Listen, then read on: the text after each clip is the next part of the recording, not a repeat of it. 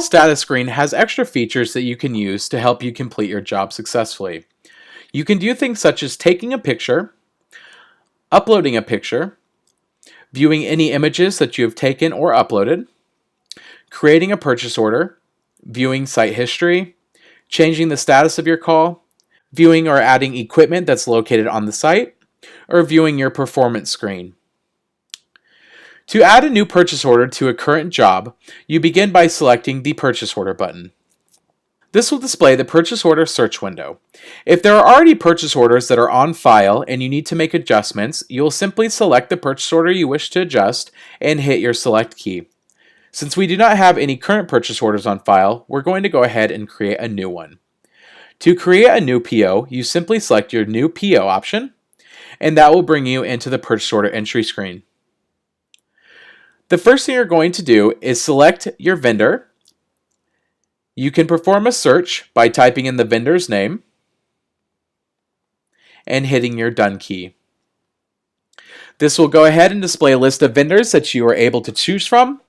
And just like any of the other search windows, you select your item and hit your select button at the bottom left. Once the vendor has been loaded successfully, you can now begin to add the material that you're going to be purchasing. Adding the material to a purchase order is just the same as adding the material to a service job. You can perform a search, or you can enter non-stock material.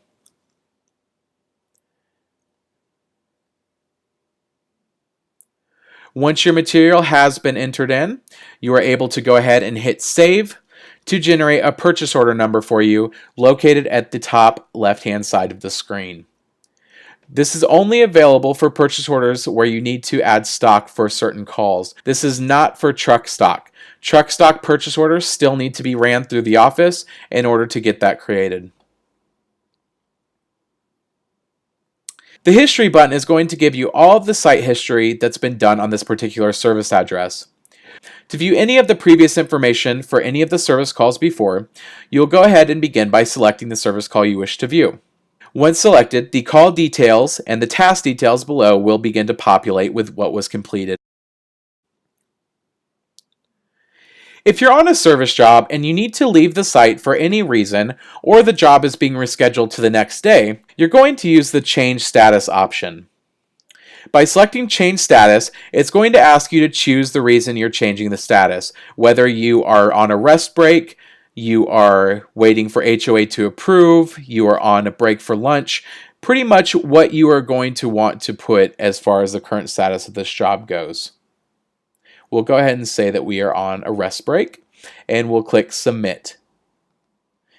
It will then go ahead and ask you to enter the non-service code for your time discrepancy. Just like when you process your call after closing it out, you're going to answer with what you were doing before you started traveling to this particular job. It will go ahead and pop up a comments box where you can enter in any additional information as to why you are changing the status of this job.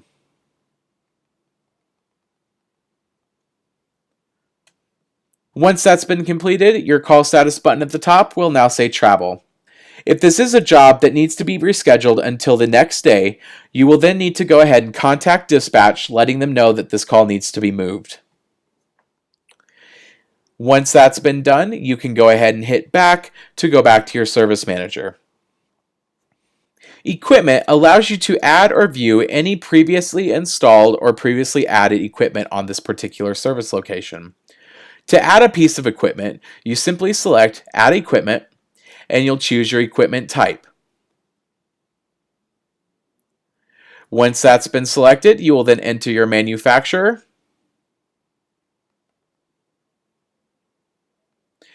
the model, and the serial number for this piece of equipment. You are also able to enter the location, such as basement or upstairs closet. And once that's been done, you can hit Save to send that back. Your performance screen is going to go ahead and display the screen that you're used to seeing after completing any of your service calls. It's going to still give you the current day information, and by clicking Exit, you will see the current month-to-date information.